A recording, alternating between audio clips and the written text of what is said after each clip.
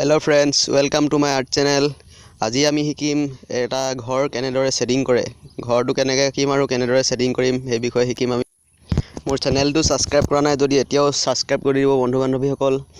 আৰু আমি প্ৰথমতে কেনেকৈ ঘৰটো আঁকি ল'ম। ঘৰটো আঁকিবৰ কাৰণে প্ৰথমতে HB পেন্সিল লৈছোঁ আমি। এয়া প্ৰথমতে ইয়াৰ আকৃতিটো আঁকি লৈছোঁ।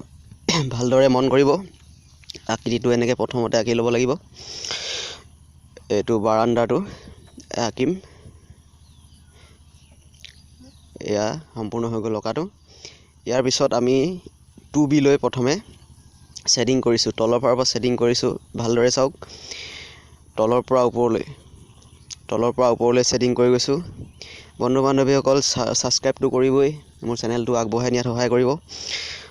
আৰু সেটিংটো চাওক কেনেদৰে তলৰ পৰা ওপৰলৈ কৰিছোঁ। প্ৰথমতে পাতলকৈ 2B পেন্সিল, এইটো আৰ্ট লাইনৰ গ্ৰেফাইট পেন্সিলে কৰিছোঁ।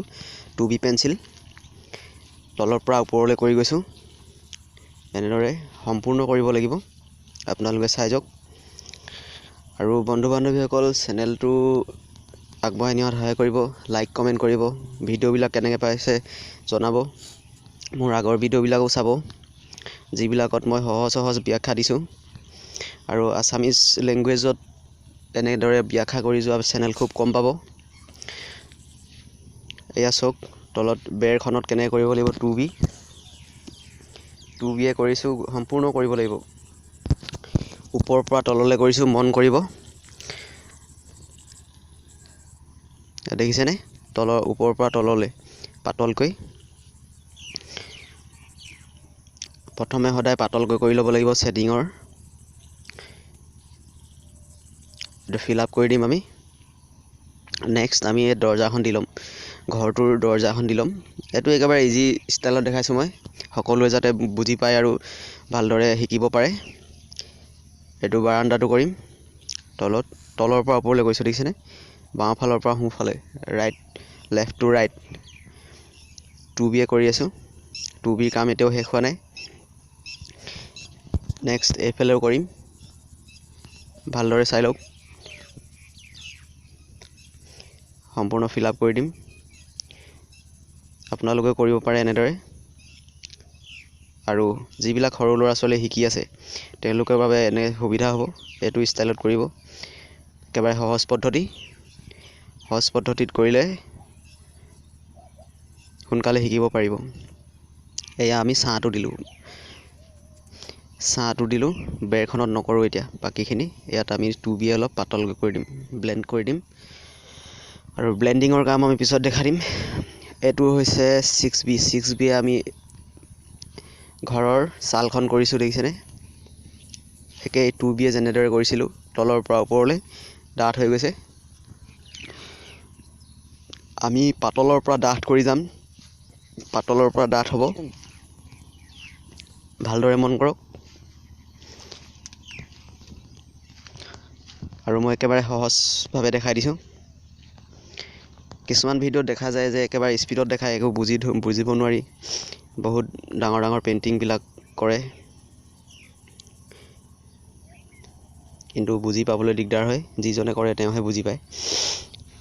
ইয়াত ভালকৈ চাব। একেভাগেই আমি 6B অলপ ওপৰলৈ পাতলকৈ কৰি দিছোঁ সম্পূৰ্ণকৈ। তেনেকৈ ধৰে বেৰখনতো ওপৰৰ পৰা তললৈ কৰিছোঁ। ওপৰৰ পৰা তললৈ কৰি গৈ থাকিম আমি। সম্পূৰ্ণ ফিল আপ কৰি দিম। ভালদৰে চাব। এডাল 6B পেন্সিলে কৰি আছোঁ। 6B পেন্সিলে কৰি তাৰপিছত 10B কৰিম আমি। এয়া 6B কৰি আছোঁ, দেখিছেনে? বেৰখনৰ টিন বা ছালখনৰ তলত ডাৰ্ক হ'ব। আৰু আমি ইয়াত খিৰিকীখন দি ল'ম। 2খন খিৰিকী থাকিব, এখন দৰজা থাকিব। আৰু এইটো একেবাৰে সহজ পদ্ধতি, ইজি প্ৰচেছ। লাইক কমেণ্টটো কৰিব। ভিডিঅ'টো কেনে হৈছে ক'ব। আৰু যদি ভিডিঅ' কিবা ওপৰত আঁকিব লাগে তেনেহ'লে আপোনালোকে কমেণ্ট কৰি জনাব কি ভিডিঅ' বনাম। এয়া লাহে কৰি গৈছোঁ। দেখিছেনে ইয়াৰ পিছত আমি ওপৰৰ পৰা কৰিম অলপ চাই যাব অলপ ডাৰ্ক কৰি দিম তলৰ ফালে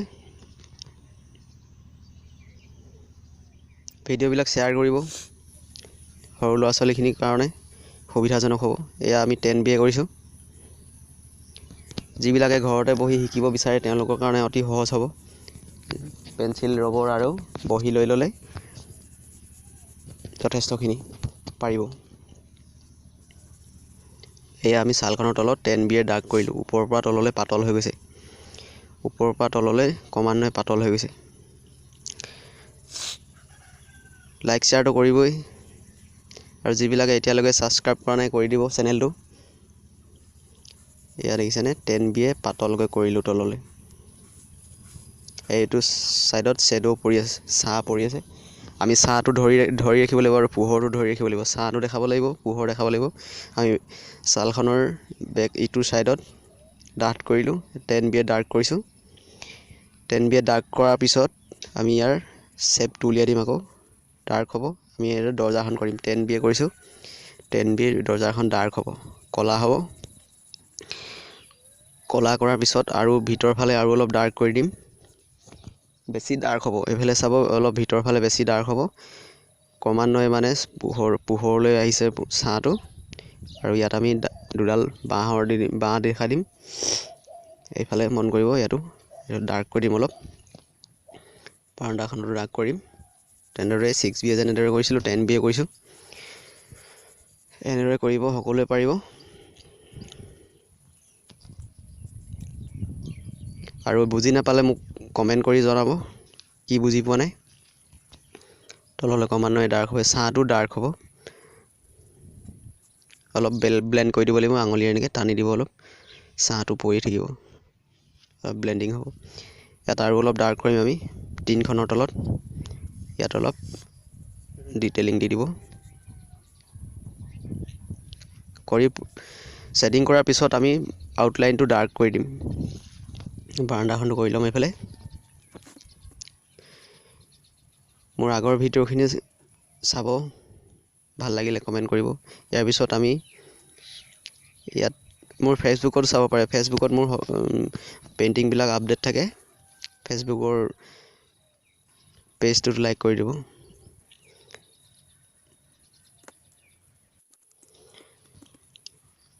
ইয়াৰ পিছত আমি ঘৰটোৰ তলত অলপ ঘাঁহ দেখাই দিম গ্ৰাছবিলাক কৰি দিম অলপ 10B কৰিছোঁ গ্ৰাছবিলাক এনেদৰে জোঙাকৈ উলিয়াই দিব আৰু বেকগ্ৰাউণ্ডটো কৰিম পিছফালে অলপ বেকগ্ৰাউণ্ড থাকিব পিছফালৰটো ছেটিং কৰিম অলপ 6B কৰিছোঁ এইটো চাব 6B কৰিছোঁ মন দি চাব ডাৰ্ক নকৰিব কিন্তু লাইট হ'ব বেকগ্ৰাউণ্ডটো লাইট হ'ব আমাৰ ফ'কাছত ঘৰটো আহিব লাগিব এনেদৰে পাতলকৈ কৰিব 6B কৰিছোঁ ইয়াৰ পিছতে আমি ইয়াত তামোল গছ দুজোপা দিম ওপৰলৈ 6B দিছোঁ তামোল গছ দুজোপা দি দিম এইফালেও দিম লেফ্ট ছাইডত এড্ৰেছ দূৰত থকাবিলাক সদায় সৰু দেখাব চৰাইবিলাক সৰু এনেকৈ অলপ ৰাইট চিনৰ টাইপত দি দিব লাগিব আমি এই খিৰিকীকেইখন কৰি দিম 10B ডাৰ্ক কৰি দিছোঁ ভিতৰৰ ফালে এন্ধাৰ হৈ থকাৰ কাৰণে খিৰিকীকেইখন ব্লেক হৈছে দৰ্জা খিৰিকীবিলাক সদায় ব্লেকেই দিব লাগে এনেদৰে অলপ ডিটেইলিঙত উলিয়াই দিম আৰু আজিৰ ভিডিঅ'টো ইমানখিনিয়ে আছিলে ভিডিঅ'টো চাই কেনেকুৱা লাগিলে নিশ্চয় জনাব ধন্যবাদ থেংক ইউ ভিডিঅ'টো চোৱাৰ বাবে থেংক ইউ